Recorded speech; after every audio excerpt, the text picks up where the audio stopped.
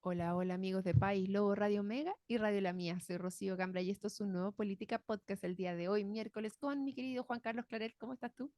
Muy bien, Rocío, un gusto en saludarte como cada miércoles y a través tuyo a todos quienes nos escuchan, no solamente en Osorno, sino que en la provincia de Osorno, cariños especiales a Río Negro y Puerto Octay, que siempre nos escuchan también. Oye, sí, tú siempre les mandas saludos a Puerto Octay, así que les vamos a mandar también todos los miércoles los saludos a Puerto Octay. Oye, hay tanto que conversar, nos estamos poniendo un poco de acuerdo. Yo le decía hoy día a Juan Carlos Claret, está súper noticiosa esta semana. ¿Por qué?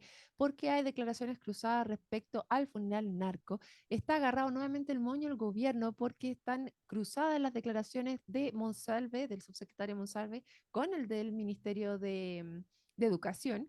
Y la ministra Toa, o sea, ahí no están tan de acuerdo en la línea porque recordemos que hubo un funeral narco y se suspendieron las clases de 10 colegios y una universidad, que me imagino que van de camino al cementerio.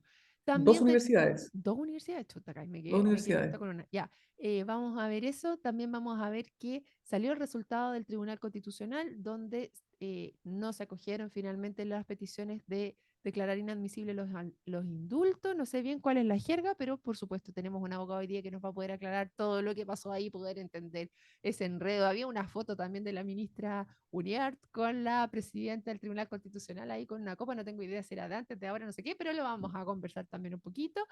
Vamos a conversar también de otra cosa local, que es que desde el Senado se aprobaron las 40 horas pero ahí no sé, entiendo que está aprobada la ley para legislar, pero vuelve a la Cámara, ahora tendremos que ir a ver lo particular, cuando esto queda, también nos vamos a meter un poquito dentro de ese tema y vamos a ver algunas cosas locales, hay tanto que conversar, porque localmente, obviamente, ¿cómo no le vamos a preguntar a Juan Carlos Claret cuáles son sus apreciaciones respecto al nuevo caso de abuso sexual que sacude a la Iglesia Católica aquí en la comuna? Porque recordemos que Juan Carlos fue el que lideró un grupo de like, no me acuerdo bien cómo se llamaba, pero sí, de acuerdo que estaban contra el obispo Barro, así que ahí también nos vamos a tener unos minutos para Con eso conversar basta. y entender bien qué era lo que está pasando, qué es lo que se viene ahora y cómo se sigue. Y por último, obvio que vamos a ir a contarles nuestras apreciaciones sobre lo que está pasando en el terminal de buses, porque Osorno está completamente sacudido por lo que está pasando en el terminal. Así que tenemos muchísimo tema que abarcar y mi deformación profesional me dice que tenemos que partir de lo más global a lo particular. Así que, ¿cuál de los temas nacionales quieres partir, estimado Juan Carlos Claret?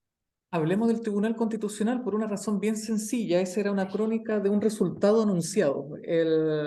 ¿Por qué? Bueno, y es parte de la objeción que siempre se le ha hecho al Tribunal Constitucional respecto a que es un tribunal binominalizado. Es decir, los partidos políticos se distribuyen los cupos. Hasta antes del estallido social, no sé si ustedes se acuerdan, pero la discusión era, fue a Chaín diciendo, oye, ahora nos toca a los demócratas cristianos un cupo del Tribunal Constitucional y ese voy a ser yo. RN con un diputado, Gonzalo, se me olvidó en este momento el apellido, que ya no es diputado, decía, no, no, si ahora le corresponde después a RN y voy a ser yo el representante de RN en el Tribunal Constitucional. Y como una vez asumido el presidente Boric, una de las primeras cosas que hizo, pese a todo lo que criticó y rasgó vestiduras, fue ejercer su potestad y nombrar a una ministra que sale desde la Facultad de Derecho de la Universidad de Chile, la profesora Nancy Yáñez, que es una extraordinaria mujer, que es una extraordinaria académica, pero que el derecho constitucional nunca ha sido lo suyo. Entonces la ponen, digamos, dentro del Tribunal Constitucional y en un hecho sin precedente, una nueva ministra que llevaba una semana en el cargo es elegida como presidenta de un tribunal de 10. Es decir, en casos de empate, ella dobla su voto. Entonces, en un cálculo matemático, el gobierno ya sabía que incluso aunque hubiera empate, su situación, su suerte ya estaba echada en el Tribunal Constitucional. Y eso en gran medida ha reflotado las críticas, curiosamente, desde la derecha, otras defensoras del Tribunal Constitucional, diciendo, no, no, esto ya no puede continuar así. Entonces, el Tribunal Constitucional en votos divididos, 5-3 o en algún momento 6-2, 6-2, cosas ve. por el estilo. ¿Cómo? 6-2 también vi, ¿no?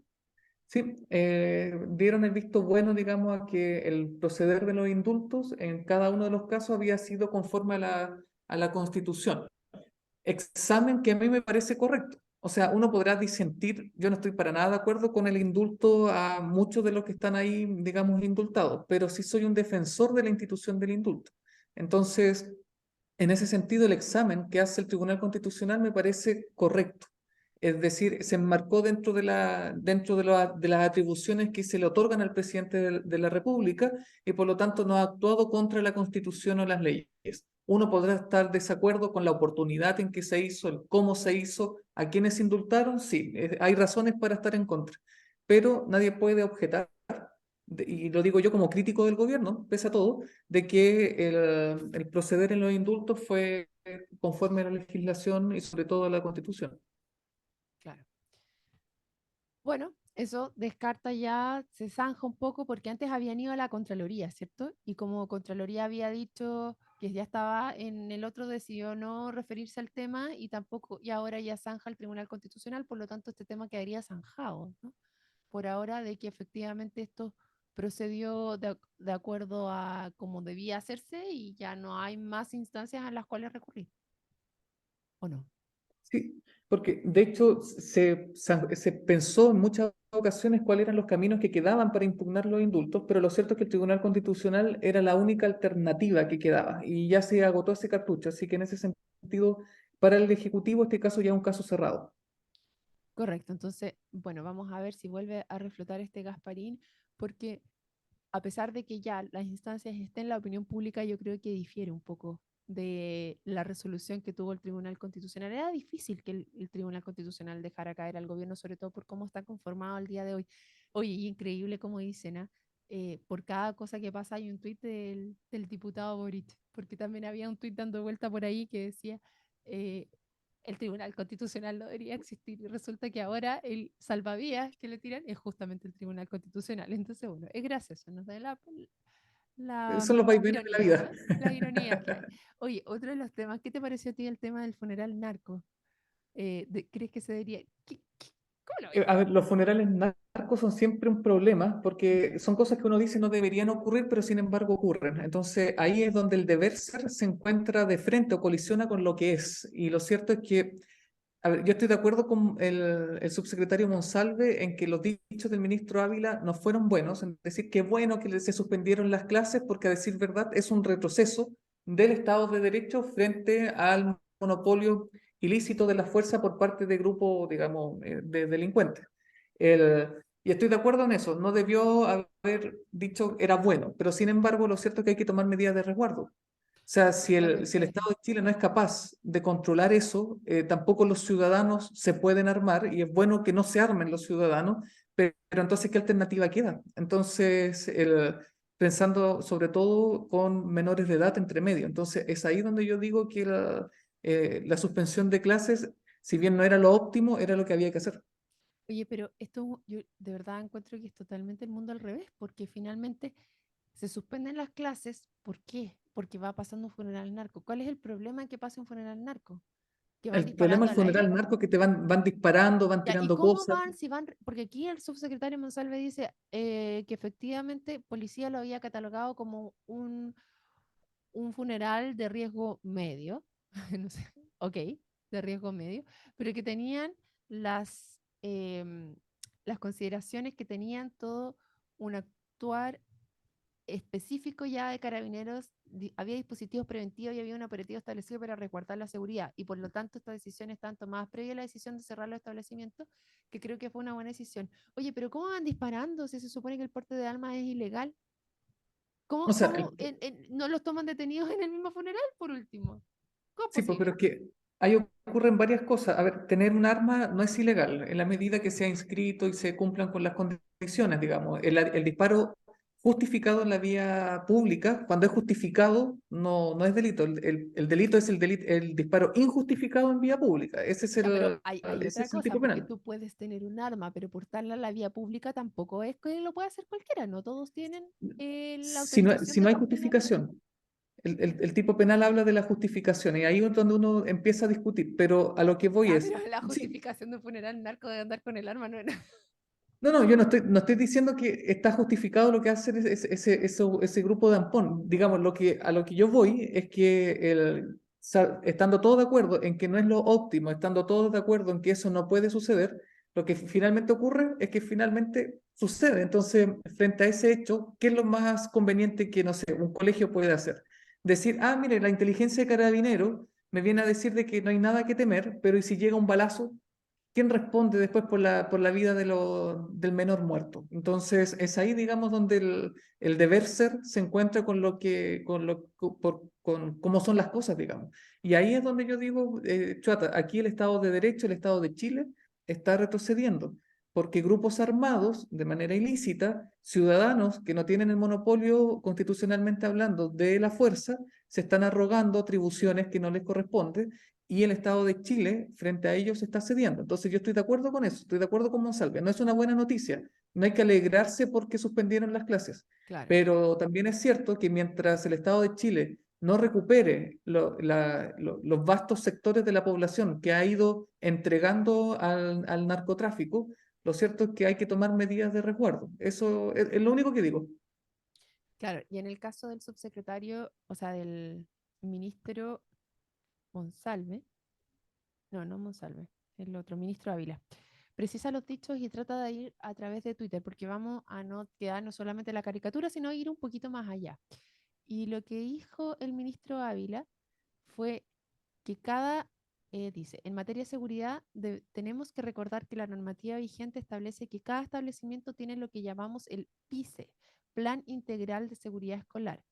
Esto lo que hace es que evalúa algunos elementos que son de carácter más bien territoriales y locales.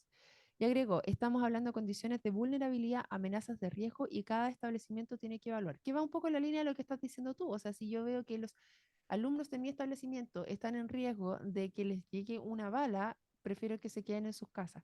Ahora el tema está en cómo lo dice Monsalve y la ministra Toa, que finalmente está la pelota de vuelta. O sea, no estamos entregando las condiciones de Estado de Derecho para que los alumnos puedan ir a clase. Y ahí está el problema y cómo la autoridad se hace presente para poder establecer ese piso mínimo para que los niños vayan a clase.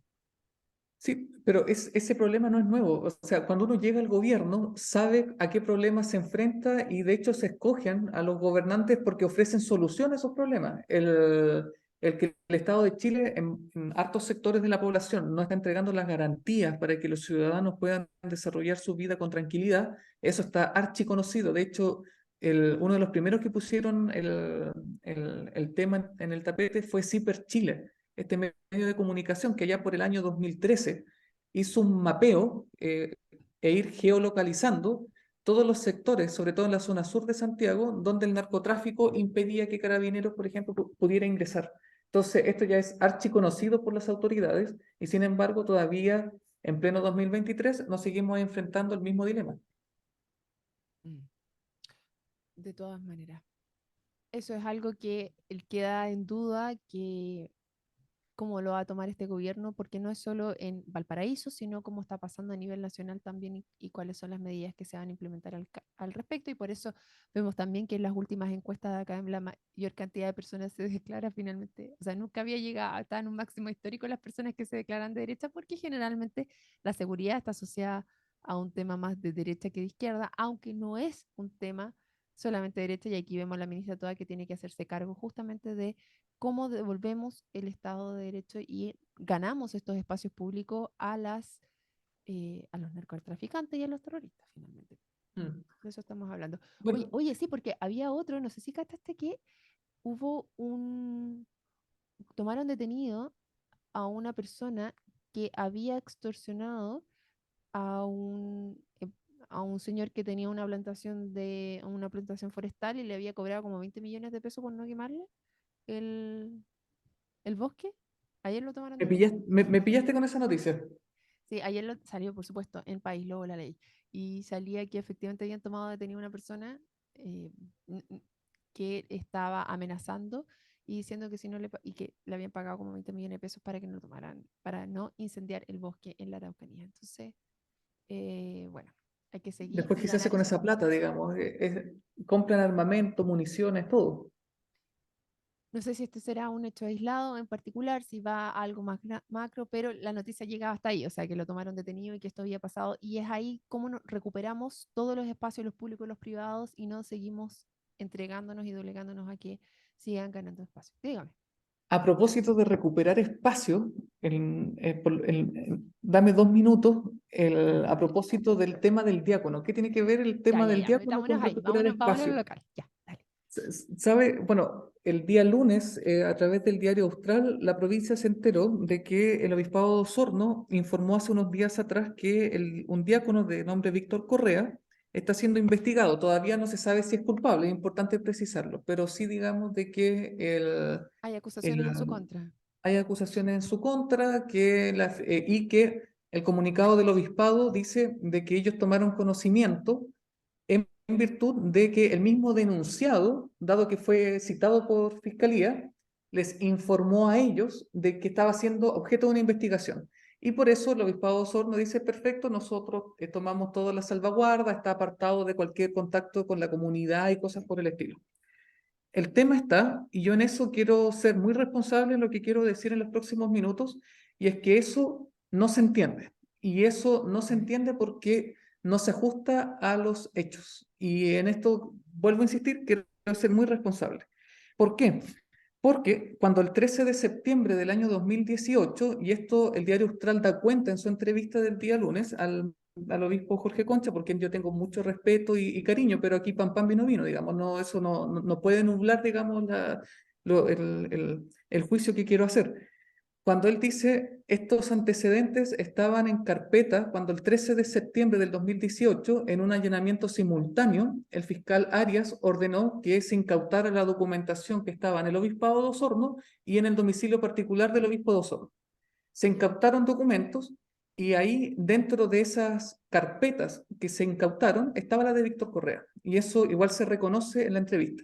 Entonces, mi pregunta es, y quiero nuevamente insistir en la responsabilidad de lo que estoy diciendo, porque lo que quiero señalar y también a continuación está respaldado, es que no es cierto que el obispado de Osorno entonces se enteró por el propio denunciado, porque a decir verdad, al 13 de septiembre del año 2018, los antecedentes ya estaban en poder del obispado de Osorno. ¿Desde cuándo? No lo sabemos, pero sí que al momento de la incautación ya estaban esos papeles y sin embargo, pese a que los hechos que estaban en la carpeta del obispado de Osorno son exactamente los mismos que tiene el Ministerio Público, recién el obispado de Osorno toma medidas precautorias o cautelares, ahora recién la semana pasada.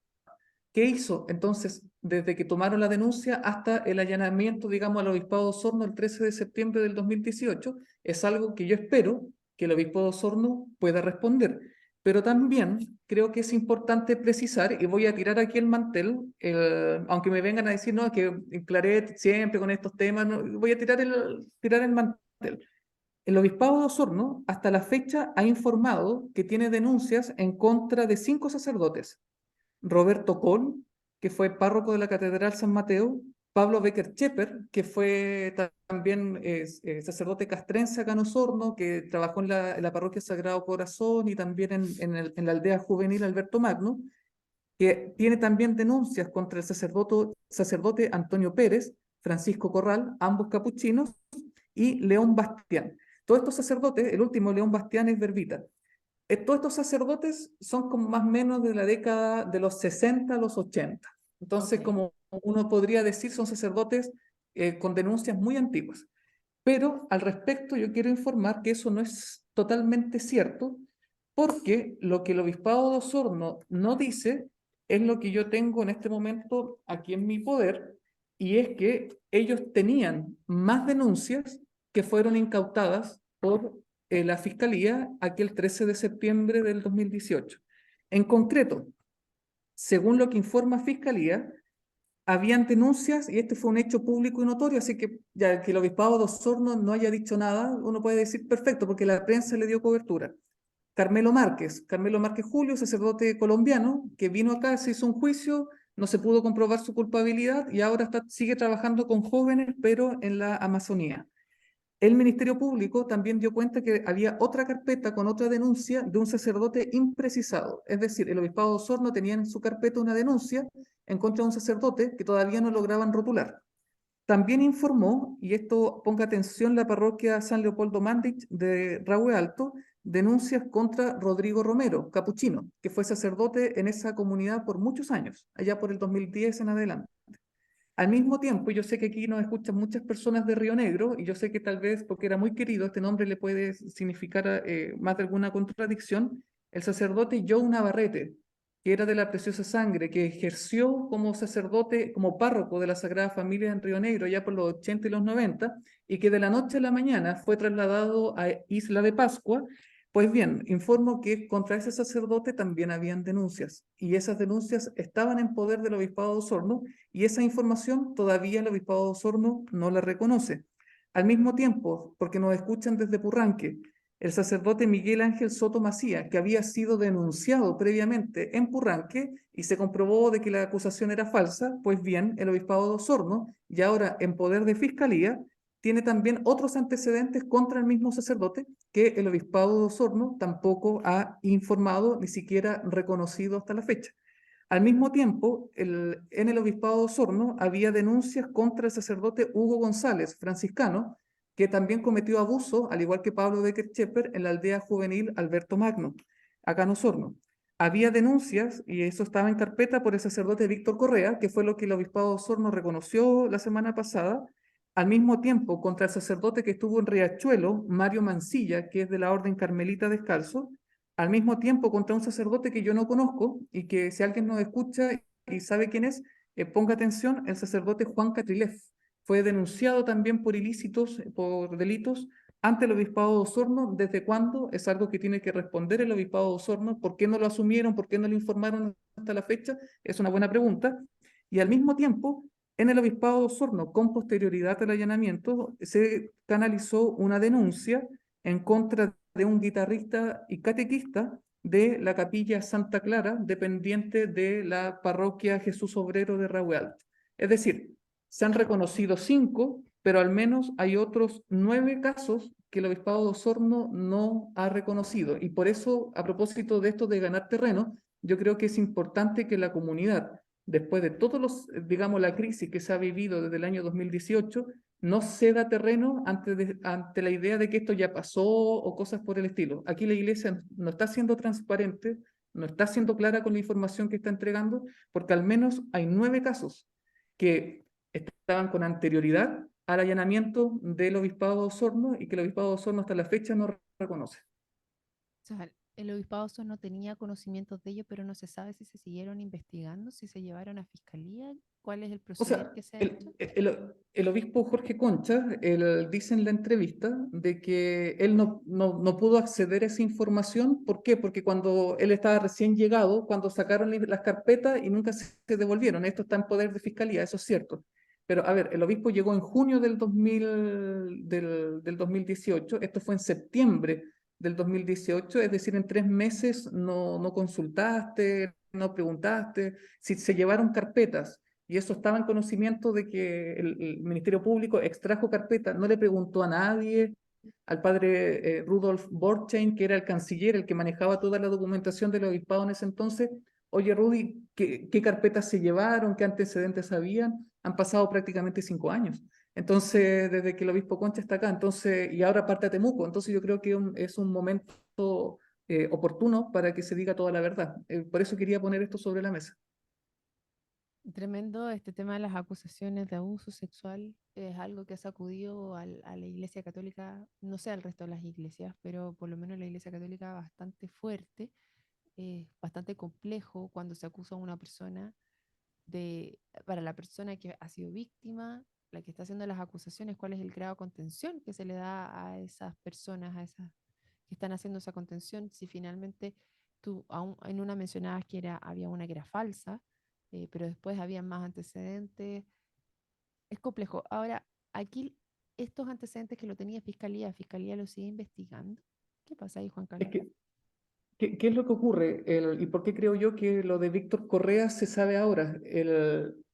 Los delitos sexuales son acciones públicas previa instancia particular, es decir, se necesita que alguien los denuncie Ujú. para que la fiscalía pueda intervenir. Entonces, lo más probable es que para evitar la prescripción, la fiscalía haya hablado con la denunciante ante la iglesia, diciéndole, oye, esto puede ser que prescriba, porque era un menor de edad, entonces tal vez con el cómputo del tiempo, entonces tal vez el mismo Ministerio Público motivó a la víctima a denunciar para que el Ministerio Público pudiera intervenir. porque ese es el problema de los delitos sexuales, que son acciones públicas, es decir, el Ministerio Público se involucra, pero si hay previa instancia particular, es decir, si hay un denunciante que pide que el Ministerio Público se involucre. Pero no, ya no prescriben, por lo que tengo entendido. Los Eh, delitos cometidos desde diciembre del 2019 en adelante. Hasta ah, antes de la ley de imprescriptibilidad, desde que se cumple la mayoría de edad, son 10 años. Entonces, y ahí prescriben. ok. Bueno, lamentablemente hemos llegado al final del programa, nos quedan muchísimos temas por conversar. Tú me dijiste sí, y no, no para quitarle el tenor a esto. ¿Pasaste por la plaza algo ayer mientras estaba pasando el tema, para no dejar a nuestros auditores con la bala pasada de que íbamos a hablar del tema Del del terminal. terminal? Sí. ¿Tú pasaste? Bueno, A mí me tocó prensa. Mm. para todos los que somos usuarios del terminal de buses, sabemos los desafíos en cuanto a higiene, en cuanto a puntualidad de los buses, en cuanto a acceso a servicios básicos, en cuanto a disponibilidad de comercio, de estacionamiento. Ese es un problema sabido por la comunidad y lo cierto es que igual llama la atención que recién ahora el municipio, después de mucha presión, está empezando a decir, ah, oye, ¿verdad? Existe un problema, que hayan concejales que recién estén diciendo, oye, de verdad que esto es escandaloso, cuando es un tema conocido. No sé si no son usuarios del terminal, pero quienes estamos habitualmente subiéndonos a un bus desde el terminal ahí en Errázuriz, sabemos perfectamente esos problemas que se vienen arrastrando hace años. Falta Sí. inversión pública y sobre todo una decisión municipal por modernizar el servicio. Sí, estaba escuchando a un concejal justamente y no, decía, no solamente esto, estamos arrastrando cosas de mucho antes, de otros, em, de, del alcalde anterior que dejó las cosas mal hechas, como, y empezaba a mencionar otro y yo decía, ay no, y tienen que hablarlo, por ejemplo, el tema del Carmela Carvajal, el vertedero Curaco, y así suma y sigue una cantidad de cosas que tú decías, aquí o tienen que empezar de nuevo, a empezar a hacer la pega, ya lleva más de un año este alcalde y cuánto hemos avanzado. ¿Cuánto se ha hecho? Las licitaciones se quedan cortas, no logran resolver. No sé, yo creo que ahí ya es momento de ponerse las pilas, ¿no crees tú, Juan Carlos? Totalmente, totalmente. Aquí lo que falta, vuelvo a insistir, es decisión política de la Casa de Delicia por hacer las cosas mejor y sobre todo de decidirse ya en modernizar el terminal de buses. O sea, frente a Puerto Montt y frente a Valdivia, nuestro terminal de buses no tiene No, por ni dónde siquiera. competir. Y eso merma las posibilidades de desarrollo. Y eso es importante que la ciudadanía lo comprenda.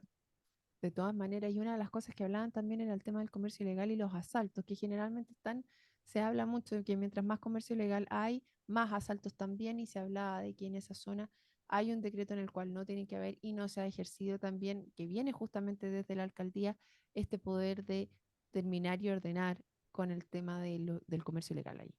Bueno, quedan muchos temas para seguir conversando y es por eso que les damos las gracias a todos los que se sumaron a la conversación de hoy y los invitamos mañana a otro Política Podcast. Chao, chao.